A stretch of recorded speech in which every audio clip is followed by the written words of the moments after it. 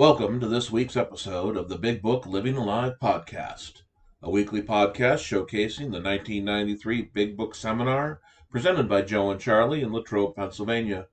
I am your host, Brad S., and I am an alcoholic. How it works. The first sentence. Rarely have we seen a person fail who has thoroughly followed our path. So, we're telling you now what you need to do. Bring your wreckage, bring your train wreck, bring your baggage. As the chapter says, our stories disclose in a general way what we used to be like, what happened, and what we are like now. That is transformative. That is finding a way to believe there is something more. This is a really great chapter this week. You're going to hear how it works in the original form. And I think it's important that you do, because you have to understand that Bill, when it was all said and done, was a salesman. So yes, in a small part, he's selling the program, but that's all he knew. That's how he was built. It was later changed, modified, toned down just a little bit. But again, if you remember that Bill was a salesman, and one technique used to sell things is fear. And that is something he knew all too well, just like I did when I was out there. Let's hear what Joe and Charlie have to say about this. Joe? He said it was as facts as old as man himself. It's just always been there. It's just part of my makeup. You see, and I did not know that. When I made that decision that I didn't need God, nothing, or anybody, it was going to happen because I made it that way. And and with that attitude, I got into a lot of trouble. And I got into Alcoholics Anonymous. I was a very mean, hateful, vindictive, resentful person. And I had become that as a result of trying to practice those principles that I was trying to live by. And I didn't, this change I needed to be that which God intended for me to be. And John and I talked yesterday. He was telling me about his little girl and the love that he saw in her eyes. I learned these same things from my little grandchildren. They weren't born hateful and mean and vindictive. They were loving and kind and generous and giggling all the time. They still do. And I had to watch those kids and to learn that God made them that way. They were just born that way. It was just in them to be that way. And I hope and pray that they don't ever have to experience the things that I have had to experience, because they affect me today. But thank God those children have never seen me drunk. The chains of alcoholism has been broken in my family, you see. And I look deep within me and I find the God deep within me. I am trying to be that which I see in my little grandchildren. The loving and the kindness and the open-mindedness and the big eyes, and they're just wondering about the world. I'd like to be that way. And I think God intended for me to be that way. And it says we can only clear the ground a bit. If our testimony helps sweep away prejudice, enables you to think honestly, encourages you to search diligently within yourself, then, if you wish, you can join us on the broad highway. With this attitude, you cannot fail.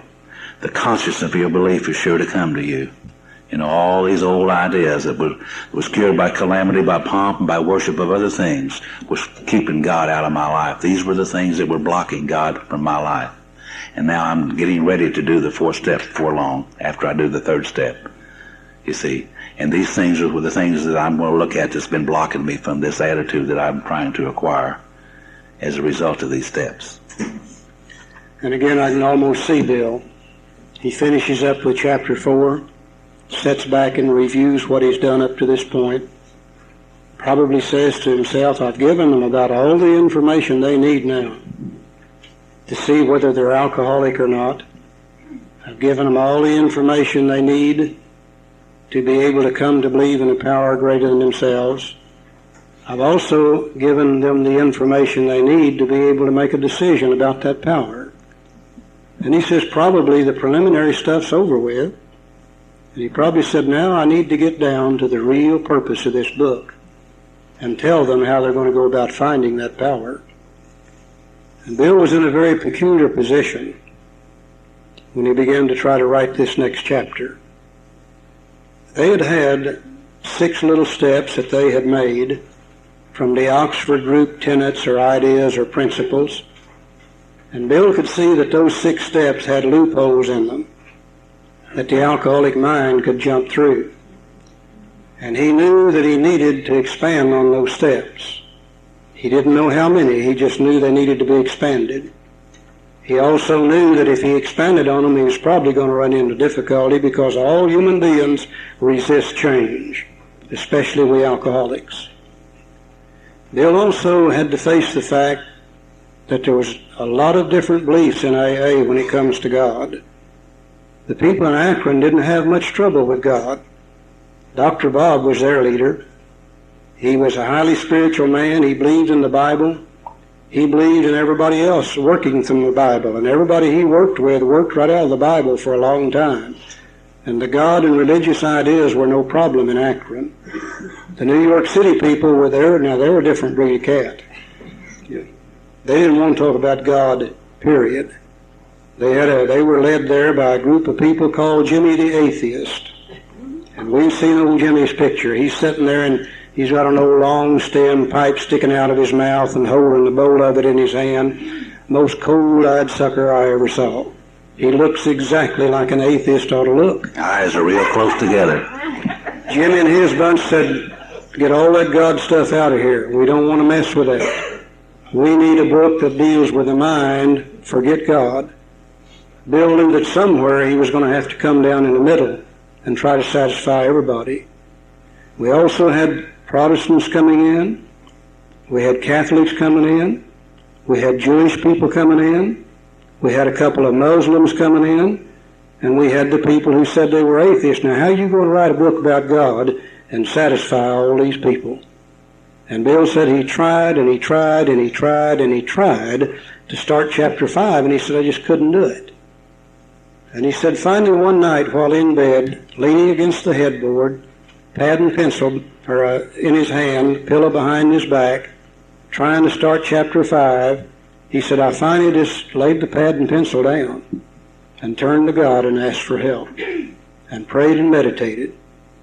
And he said, in about 20 minutes, I picked up the pad and pencil. And he said, it felt as if the pencil had a mind of its own as it raced across the pages. And in less than 30 minutes, he had written how it works. One of the greatest spiritual things the world's ever seen. Now, we're going to read it again. Bob read it this morning. But we're going to read it again to really point out what Bill wrote that night. Later on, the rest of the people in the fellowship insisted that he change it.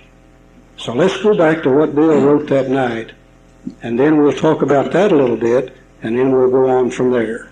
Let's read how it works from the original manuscript, and Joe's going to try by pausing or changing the tone of his voice to really point out the differences. If you go through it with him, you'll notice there's several differences. Chapter 5, how it works. Rarely have we seen a person fail who has thoroughly followed our directions. Those who do not recover are people who cannot or will not completely give themselves to this simple program. Usually men and women who are constitutionally incapable of being honest with themselves. There are such unfortunates. They're not at fault. They seem to have been born that way. They are naturally incapable of grasping and developing a way of life which demands rigorous honesty. Their chances are less than average. There are those, too, who suffer from grave emotional and mental disorders, but many of them do recover if they have the capacity to be honest. Our stories disclose in a general way what we used to be like, what happened, and what we're like now. If you decide you want what we have and are willing to go to any lengths to get it, then you are ready to follow directions. Directions. At some of these, you may balk. You may think you can find an easier, softer way. We doubt if you can. With all the earnestness at our command, we beg of you to be fearless and thorough from the very start. Some of us have tried to hold on to our old ideas, and the result was nil until we let go absolutely. Remember that you are dealing with alcohol, cunning, baffling, and powerful. Without help is too much for you. But there is one who has all power. That one is God. You must find him now. Half measures will avail you nothing. You stand at the turning point. Throw yourself under his protection and care with complete abandon. Now we think you can take it. Here are the steps we took which are suggested as your program of recovery. 1. Admitted we were powerless over alcohol, that our lives had become unmanageable. 2. Came to believe that a power greater than ourselves could restore us to sanity. 3. Made a decision to turn our will and our lives over the care and direction of God as we understood him. 4. Made a searching and fearless moral inventory of ourselves. 5. Admitted to God, to ourselves, and to another human being the exact nature of our wrongs. 6. We're entirely willing that God remove all these defects of character. 7. Humbly, on our knees, ask Him to remove our shortcomings, holding nothing back. Made a list of all persons we had harmed and became willing to make complete amends to them all. 9. Made direct amends to such people wherever possible, except when to do so would injure them or others. 10. Continued to take personal inventory, and when we were wrong, promptly admitted it. 11. Sought through prayer and meditation to improve our contact with God, praying only for knowledge of His will for us and the power to carry that out. 12. Having had a spiritual experience, as a result of this course of action, we tried to carry this message to others, especially alcoholics, and to practice these principles in all of our affairs. Now you may explain, what an order, I can't go through with it. Well, do not be discouraged. No one among us has been able to maintain anything like perfect adherence to these principles. We're not saints. The point is that we're willing to grow along spiritual lines. The principles we have set down are guides to progress. We claim spiritual progress rather than spiritual perfection.